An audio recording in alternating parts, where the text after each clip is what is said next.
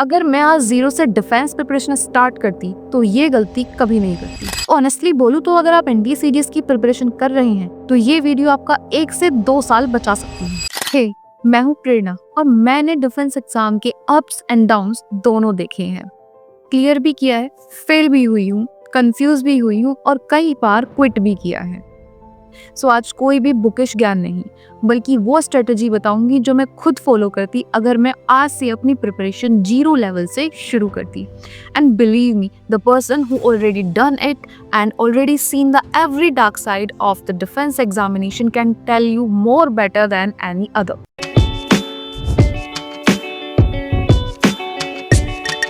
तो चलिए step by step समझते हैं। स्टेप नंबर 1, एग्जाम से पहले खुद को समझो।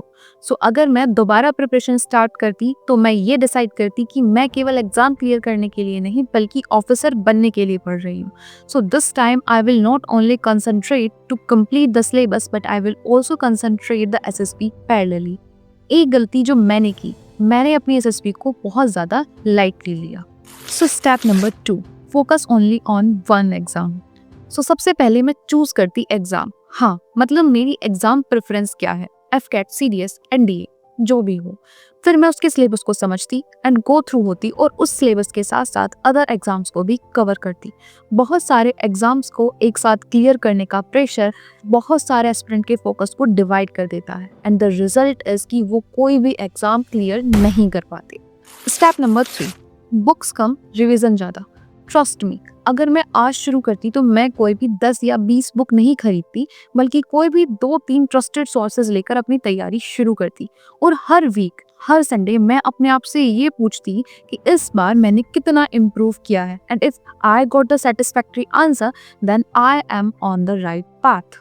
Step number 4, add some small habits. There are some small habits which makes me a smart person more than a hard-working person. So this time I will also follow these small habits.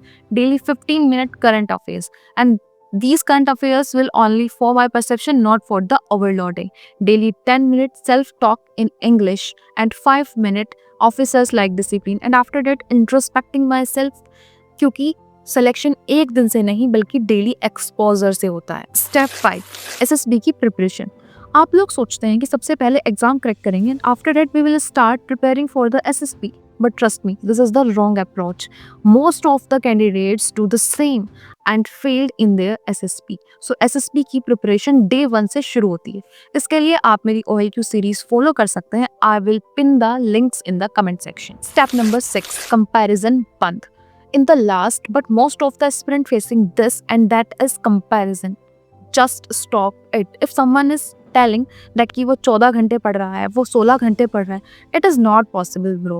Let me tell you one thing. Defense preparation कोई race नहीं है, but it is the test of the endurance. ये कुछ steps हैं जो मैं follow करूंगी अगर मैं आज दोबारा से अपनी प्रिपरेशन शुरू करूंगी। अब तुम सब बोलोगे कि प्रेरणा ये तो ठीक है बट हमारे कुछ और भी डाउट्स हैं, तो उसके लिए तुम मुझे कमेंट कर सकते हो and I will try to answer all of them.